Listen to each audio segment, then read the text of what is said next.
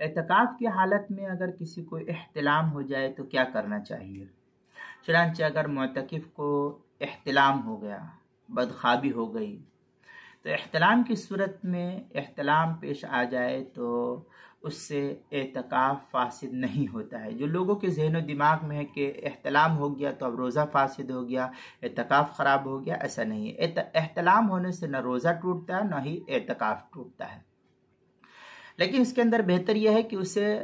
جس کو احتلام ہوا ہے، فوراً وہ مسجد سے باہر جا کر کے طہارت کو حاصل کرنے کی کوشش کرے۔ اب احتلام ہو گیا ہے تو ایسا نہیں کہ اسی حالت میں پڑا رہے، بلکہ فوراً مسجد سے باہر جائے، جہاں غسل کا یا وضو وغیرہ کا انتظام ہے وہاں پر جا کر کے وہ اس سے طہارت کو حاصل کرے اور اس گندگی سے پاک و صاف ہو جائے۔ چنانچہ بدائع الصنائع میں ہے وَلَوْ احتلم المعتکف لا يفسد اعتکافہ، یہ بدائع الصنائع جو زکریا بک ڈپو دیوبند کا ہندی نسخہ اس کی دوسری جلد صفحہ 287، فتح القدیر اس کی دوسری جلد صفحہ 396، بنایا اس کی چوتھی جلد صفحہ 133 اور